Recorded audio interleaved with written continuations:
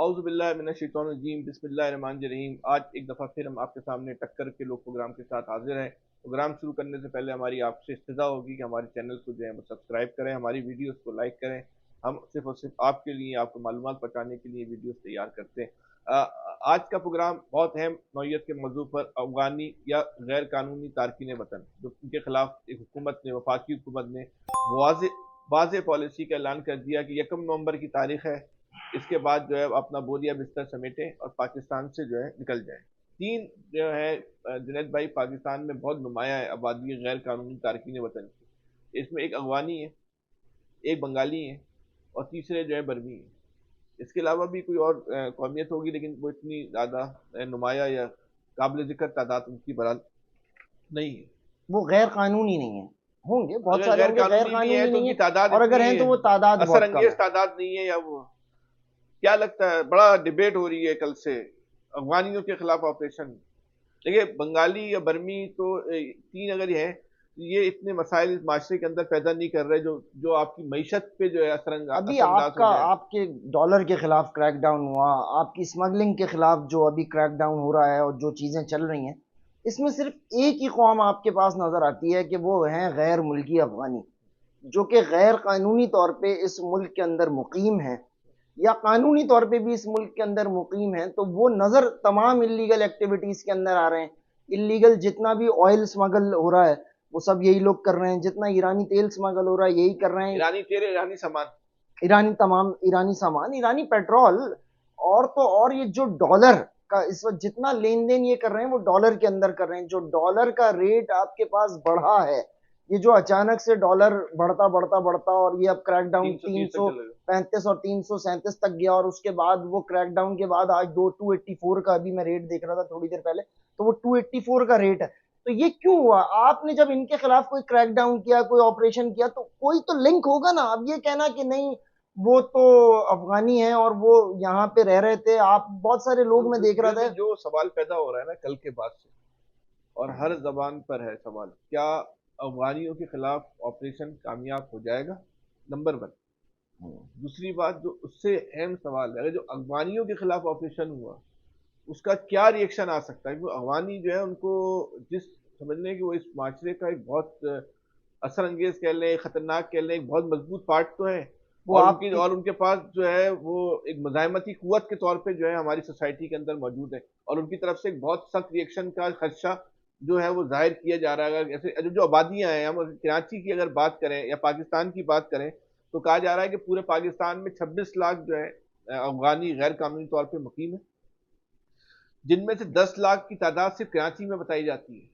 یہ تو وہ جو ریکارڈ پر ہے یا اندازہ ہے، یا جو این جی اوز کا ڈیٹا ہے وہ کہتا ہے کہ 10 لاکھ ہے، ہو سکتا ہے کمی پیشی زیادہ ہو سکتی ہو۔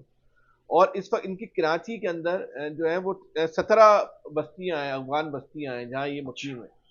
یہ بستیاں جو ہیں وہ کیماڑی میں، نادرن بائی پاس کے پاس ہے، مچھر کالونی ہے، کوچی کیمپ ہے، الاسف اسکوائر ہے، تیار ٹاؤن ہے، ہجرت کالونی ہے، جنجال گوٹ ہے، ایوب گوٹ ہے، کوثر ٹاؤن ہے۔ اس کے علاوہ 4300 ڈیرے ہیں ان کے۔ اور یہ جو افغانی آبادیاں ہیں نا، یہ خالی آبادیاں نہیں ہیں، یہ منشیات کے بہت بڑے، یہ جرائم کا گڑھ ہیں، یہ جرائم کے گڑھ، بہت بڑی اغوا برائے تاوان کا ہر صلہ جو سرا ہم ڈھونڈنے کے لیے نکلتے ہیں وہ کوچی کیمپ، جنجال گوٹ، افغان بستی کسی افغان نیٹ ورک کے ساتھ جا کے ملتا ہے۔ ہم جب موبائل لفٹرز کو پکڑتے ہیں، جب کوئی کل ایک رپورٹ آئی تو وہ جو ہمارے سندھ پولیس نے کسی کو پکڑا، انہوں نے بتایا وہ بھی 2 افغانی ہیں، انہوں نے 100 سے زائد وارداتیں صرف گلستان جوہر کے اندر کی ہیں۔ وہ ایک افغان ریکٹ ہے۔ یہ ایک آپ کی بات سے پہلے تھوڑی سی ایک انفارمیشن ذرا وہ شیئر کر رہے ہیں کہ اس وقت 3 طرح کے افغانی کہا جا رہا ہے کہ پاکستان میں مقیم ہیں۔ اچھا، ایک تو وہ ہیں جو ریفیوجی پناہ گیر کے طور پہ پاکستان میں آئے، ان کی پناہ گیر کے طور پہ جو ہے وہ رجسٹرڈ ہیں پناہ گیر کے طور پہ۔ ایک غیر رجسٹرڈ ہے جن کا کوئی ڈیٹا نہیں ہے۔ اچھا، ایک اور ہے، وہ بھی ہزاروں لاکھوں کی تعداد میں، وہ بڑی حیرت انگیز بات ہے، وہ ہیں جنہوں نے شناختی کارڈ میں ٹیمپرنگ کروائی ہوئی ہے، فیملی ٹری میں چڑھ گئے۔ ہو سکتا ہے کہ میری فیملی ٹری میں بھی کوئی افغانی چڑھا ہو، مجھے پتہ ہی نہیں، لوگ چیک نہیں کرتے۔ اب نادرا نے اس پہ ایک نمبر دیا ہے کہ ہیلپ لائن نمبر دیا ہے، لیکن وہ بھی آپ شہروں میں ہی چیک کرتے ہیں نا، آپ باراڑیوں میں سندھ کی چلے جائیں، پنجاب میں چلے جائیں، کس کو پتا ہے کس کے فیملی رجسٹریشن میں کیا چل رہا ہے؟ فیملی ٹری میں وہ افغانی چڑھے ہوئے اور وہ مکمل طور پہ ایک پاکستانی شہری ان کو تو آپ نکال نہیں سکتے. بالکل ان کا تو کیا جا رہا ہے پہلے ڈی این اے کروایا جائے گا اور چیک کرایا جائے گا. ایک بہت ہی بہت کمپلیکیٹڈ پروسیس ہے. اچھا تیسری بات یہ ہے کہ 3 طرح کے افغانی جو ہے نا وہ اس وقت کراچی میں یا پاکستان میں رہتے ہیں. ایک تو وہ پشتو زبان بولتے ہیں, دوسرا وہ ہے کہ جو فارسی بولنے والے فارسی بان بولتے ہیں, تیسرے ازبک اور تاجک ہیں. بھائی یہ جو جس کاروبار میں انوالو ہیں وہ کپڑے کی اسمگلنگ میں انوالو ہے, ٹرانسپورٹ میں, ایک جنرل اسمگلنگ جو ہوتی ہے اشیاء کی اس میں ملوث ہیں, ایرانی ڈیزل میں, نان کسٹم پیڈ گاڑیوں میں, جیولری. مجھے ہنسی اس لیے آ رہی ہے کوئی ایک کام ایسا نہیں ہے جو لیگل ہے. نہیں وہ کام ہی نہیں ہے. ریئل اسٹیٹ کے بزنس میں اس وقت کراچی میں کچرا چننے کا سارا نیٹ ورک جو ہے وہ افغانیوں کے پاس ہے. مزے کی بات دیکھیں, بالکل ہے, یہ سرکاری ٹھیکہ ہے اور یہ سرکاری ٹھیکہ جو آؤٹ سورس کیا گیا ہے وہ افغانیوں کو کیا گیا. پاکستان نے چین کو کیا, چین نے کسی لوکل کمپنی کو کیا, لوکل کمپنی نے جو آؤٹ سورس کیا وہ افغانیوں کو کر دیا. کراچی میں 100% کچرا چننے کا جو کام ہے وہ افغانیوں کے پاس ہے. ابھی آج کل افغانی آ نہیں رہے شہر میں, اتنی گندگی آپ دیکھ رہے ہیں نا بڑھتی چلی جا رہی ہے. اس کی وجہ یہ کہ بہت سے علاقوں میں افغانیوں نے جو ہے جیسے بھائی سب سے اس صورتحال کا نا خطرناک پہلو جس کو صرف نظر نہیں کیا جا سکتا. جب آپ افغانیوں کے خلاف آپریشن کرنے جائیں گے تو 2 پہلو ایسے ہیں جو بہت خطرناک ہے اور جو بہت اہم. ایک اس میں فرقہ واریت کا اور ایک اس میں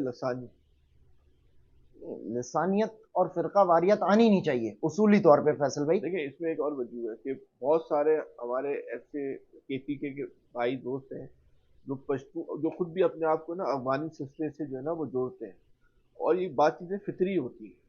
ان کی جو پشتو بولنے والے جو افغانی ہیں ان کے ساتھ ان کی ہمدردیاں ہیں, ان کا کلچر ہے, کلچر ایک ہے, ان کی ہمدردیاں بھی برحال ان کی ہیں. تیسرا اس میں فرقہ واریت کا پہلو بھی جو ہے جو آپ کے یہ جو ہے ہزارہ جات ہے, ہزارہ کا جو علاقہ ہے.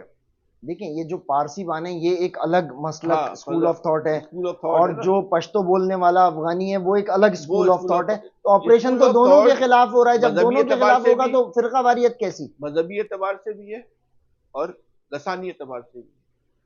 اب جب 85-86 میں یاد پڑتا ہے کہ غوث علی شاہ کی حکومت تھی, سراب کوٹ پہ افغانیوں کے خلاف جو انہوں نے ریئیکشن دیا تھا. اس کے بعد کراچی میں اتنا خطرناک لسانی فساد ہوا تھا, بالکل ہوا تھا. وہ اس کے اثرات, اس کے ثمرات کہہ لیں, کسی کے لیے وہ ثمرات ہیں, کسی کے لیے وہ اثرات ہیں, کسی کے لیے تباہی ہے. آپ کی اس بات سے تو میں متفق ہوں کہ لیکن وہ اثرات آئے نہ آئیں کوئی نہ کوئی ریئیکشن کراچی میں آئے گا, کراچی میں آئے گا.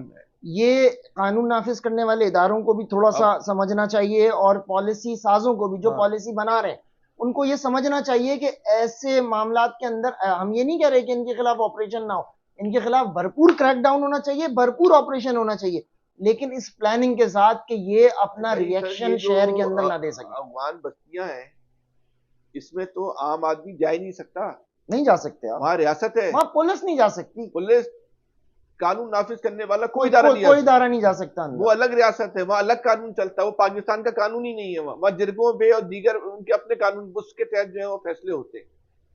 ایک لیکن بات اور بھی کل ایک صاحب نے بڑی زبردست کی ہے, بہت ہی زبردست ان صاحب نے بات کی. انہوں نے بولا کہ اگر نیت صحیح ہو نا تو یہ افغانیوں کے خلاف آپریشن بغیر کسی مزاحمت کے کامیاب ہو جائے گا.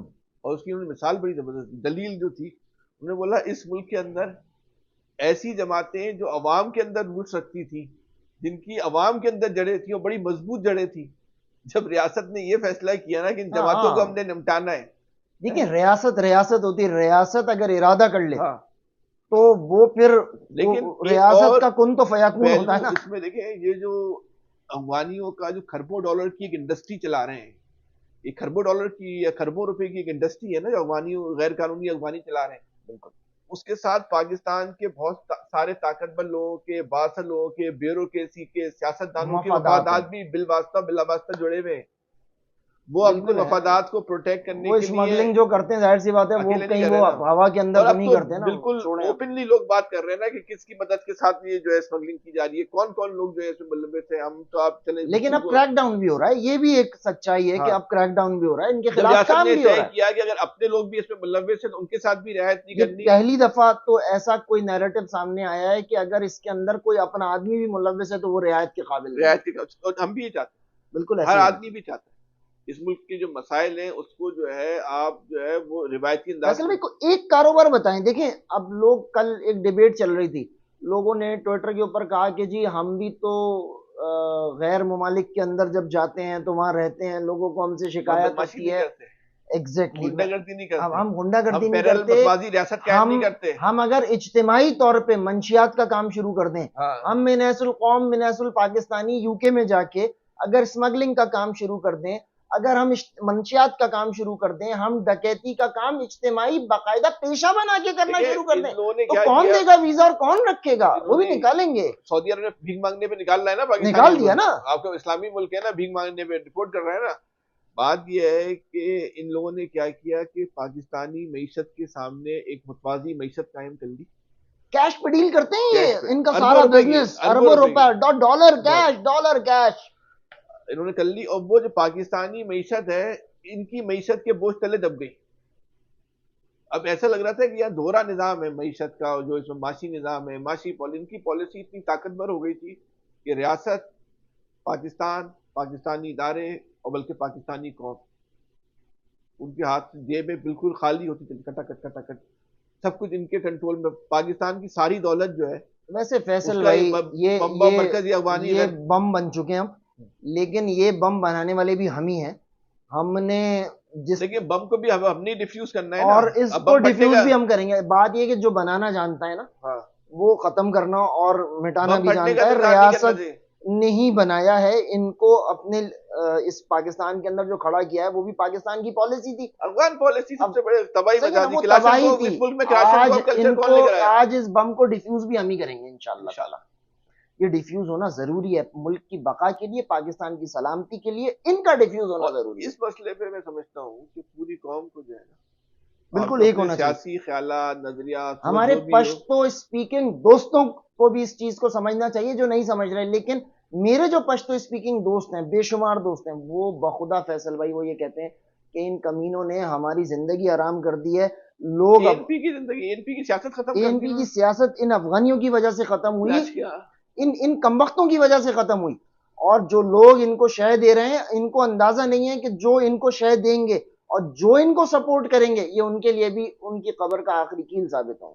بالکل ایسی. جنید بھائی کیا لگتا ہے یہ کراچی میں آپریشن ہوگا تو ریئیکشن آئے گا نہیں آئے گا, اور ریئیکشن آئے گا تو اس کی نوعیت کیا ہوگی؟ کیا کراچی سے افغانیوں کا مکمل, غیر قانونی افغانیوں کا مکمل خاتمہ ہو جائے گا؟ دیکھیں یہ کراچی ہے, یہاں اگر افغانیوں نے ریئیکشن دیا تو بالکل کہیں نہ کہیں تو دیں گے, لیکن جب کراچی ریئیکشن دیتا ہے تو وہ بھی تو کہیں نہ کہیں سٹینڈ کرتا ہے نا. کراچی کا ریئیکشن اور خطرناک ہوتا ہے, اور ریئیکشن اور یہ تو آپ کی بات سے میں نے آپ نے کیا ریئیکشن دینا ہے. دیکھیں عام آدمی, اس سے پہلے بھی اس شہر میں عام آدمی ریئیکشن دیتا رہا, اس کے بعد پھر آپ کہیں گے کہ لا اینڈ آرڈر کی سچویشن خراب ہو گئی. تو اداروں کو چاہیے کہ اس نہج پہ نہ لے کر آئیں کہ عام آدمی ریئیکشن دے, ان کے خلاف جو آپریشن ہو وہ اس طرح کی پالیسی بنائی جائے کہ ان کو. بھائی اس وقت صورتحال یہ ہے کہ خدا نہ خواستہ اگر ہمارے اور آپ کے گھر میں یا کسی جاننے والے رشتے دار کے گھر میں اس شہر میں چوری کی واردات میں افغانی ہو نا, تو لوگ ڈر کے مارے ایف آئی آر نہیں کٹواتے. ہاں کہ مار دیں گے, یہ مار دیں گے. کوئی لوکل اگر چوری کرے تو کٹوا دیں گے, لیکن یہ واردات اگر افغانی کر رہا ہے نا تو بولتے نہیں بھائی.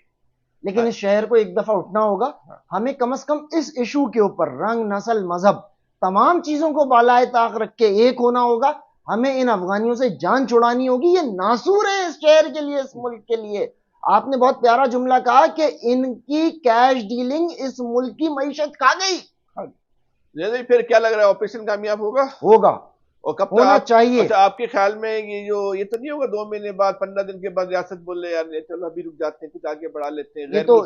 یہ تو وہ دیکھیں جو تیل منگاتے ہیں, یہ تو وہ سوچیں جو ہمارے آپ کے سوچنے کے, یہ جو چینی اور گندم یہاں سے بھجواتے ہیں پھر منگواتے ہیں, یہ تو وہ سوچیں جن کو ڈالروں میں ڈیل کرنی ہوتی ہے کہ بھائی ملکی مفادات کو سامنے رکھو, اپنا ہو پرایا ہو کوئی ان کا کولیبوریٹر نہ بنے. اور بھی ایشو ہے کہ آپ ان کو نا آپریشن کرنا نہیں کرنا، نوبت یہاں تک اس لیے نہیں آئی کبھی کسی نے ان کو قانون کے دائرے میں لانے کی کوشش نہیں کی، ان کو کبھی غیر قانونی سرگرمیوں سے روکنے کے لیے، مجھے یاد نہیں پڑتا کہ پاکستان میں نکالنا تو ایک الگ مرحلہ ہے، یہ جو غیر قانونی کام بھی کر رہے ہیں اس کو روکنے کی آج تک کبھی کسی سطح پہ کوشش نہیں کی گئی کہ بھائی ان کو کس طرح جو ہے یہ کام کرنے سے ویسے تو ہم نے کبھی بھی کسی غیر قانونی کام کو روکنے کی کوشش نہیں کی، یہ بائی برتھ کرمنل تھے، ان کا کرائم اس لیے زیادہ پروان چڑھ گیا۔ جنید بھائی آخری جملہ بتائیں پھر اس پروگرام کو ختم کرتے ہیں اس کہ ملک کو اگر دوبارہ کھڑا کرنا کامیاب ہوگا تو یہ آپریشن کامیاب کرنا ہوگا، یہ سوال نہیں ہے کہ کامیاب ہوگا یا نہیں ہوگا، یہ عزم ہے کہ یہ آپریشن کامیاب ہونا چاہیے۔ ٹھیک ہے، آج کا پروگرام اتنا ہی، اس امید کے ساتھ، اس خواہش کے ساتھ اور اس انتظار کے ساتھ یہ آپریشن کامیاب ہونا چاہیے، لیکن انتظار اس بات کا کہ کامیاب ہوگا یا نہیں ہوگا، ہم بھی دیکھتے ہیں، آپ بھی دیکھیں۔ اپنا بہت زیادہ خیال رکھیے گا، اللہ حافظ۔